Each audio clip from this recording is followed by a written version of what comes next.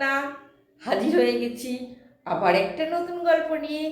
সকলের প্রতি রইল আমার অনেক অনেক শুভেচ্ছা আর বুক ভরা ভালোবাসা। আজকে গল্পের নাম অন্ধকার থেকে আলোর পথে যাওয়া। একদিন বাবলু নামে একটা চোর গ্রামের সমস্ত বাড়িতে চুরি করত।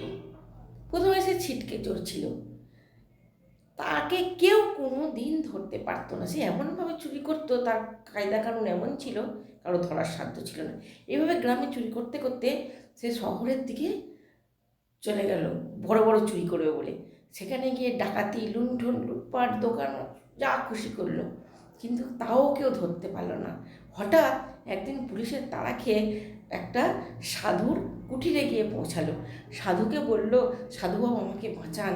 সাধু বলল, আমি একটাই উপায়ে তোমায় বাঁচাতে পারি, আমি যা বলবো তুমি তাই বলতে হবে তোমাকে। বলল, বলুন।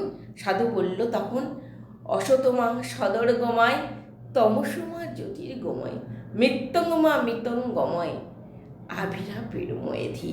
অর্থাৎ আমাকে অন্ধকার থেকে আলোর দিকে নিয়ে চলো, মৃত্যু থেকে আমৃত্যু নিয়ে চলো, আমাকে আলোর পথ দেখাও।